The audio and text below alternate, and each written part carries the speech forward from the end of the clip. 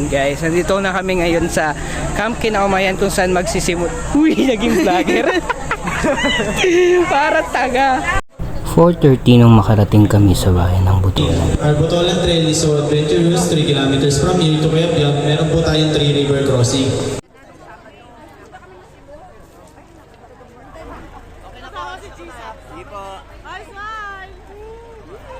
Ay, video pala.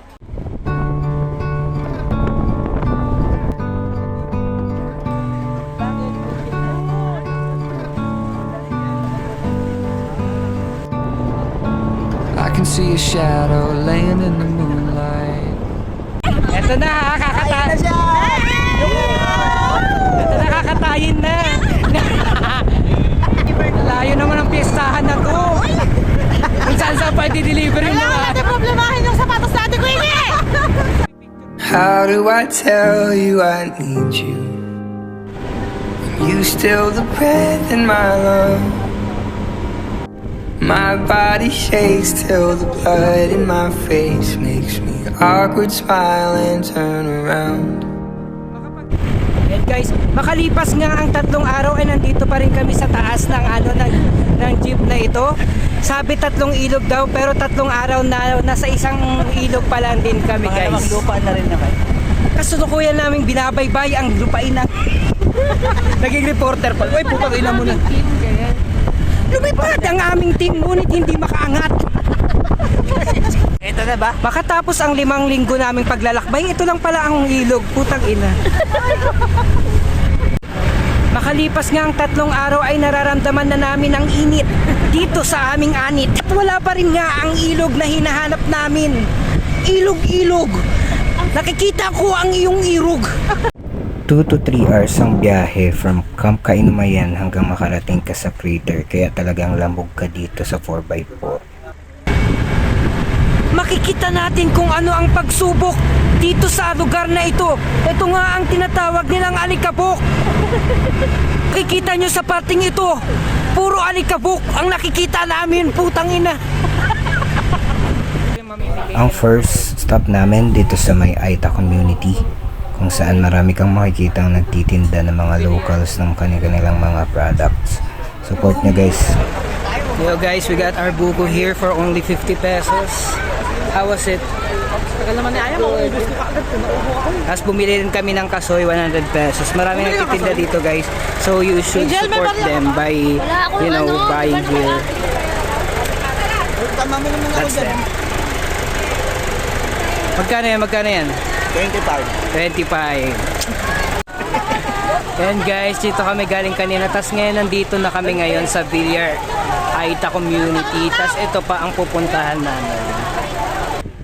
1,550 per pax nga pala yung binayaran namin dito. Included na yung 4x4 tapos yung environmental fee at hindi ko na alam kung ano pa. Sobrang tarik nga ng mga daan dito. Kung makikita nyo ay marami nangangatanggal na bakal. Ngayon susubukan natin kung kaya ba tayo nito. O ito na ang ating nakakatakot na. Putang ina na.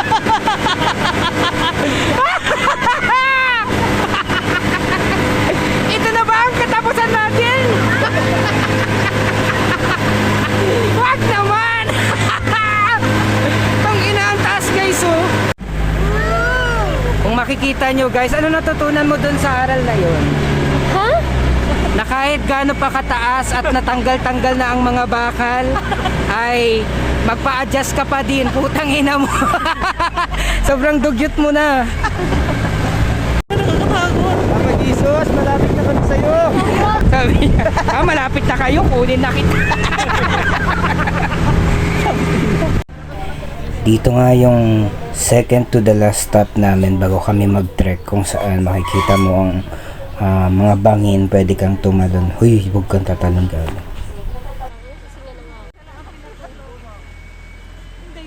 Hello guys, we're starting to trek now. Going to Mount Pinatubo Crater. It's gonna be tough I know, pero sabi naman nila basic lang yung trail. Siguro if may tip ako is wag kayo magdala ng madami para di kayo mahirapan. Ako marami akong dala kanina, buti na lang nag-offer si kuya, bigyan ko lang siyang tip mamaya.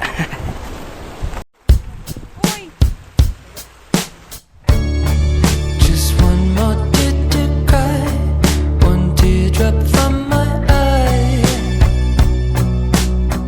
You better save it for the middle of the night when things aren't black and white. Dami nagtitinda dito na ng foods guys. Kung wala kayong baon na pack lunch, pwede kayong bumili dito. Ano po kayo? Hotdog po. Masarap. Mga mostly mga barbecue, mga tinitinda. Isang tip nga rin pala is i-check na muna yung sapatos nyo kung pwede pa.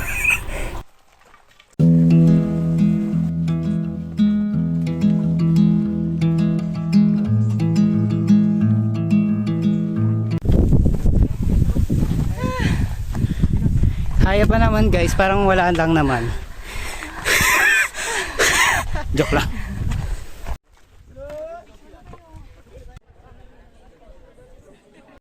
Nung marating nga namin ang crater ay sumilong muna kami sa mangga at doon kami nagpahinga. Kumain na rin kami ng binaon naming pack lunch.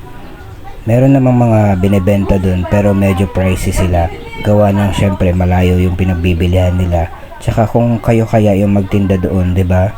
Joke lang. Pero mas advisable siguro magbaon kayo kasi siguro meron doon yung hotdog na tinitinda. 100 isa yun.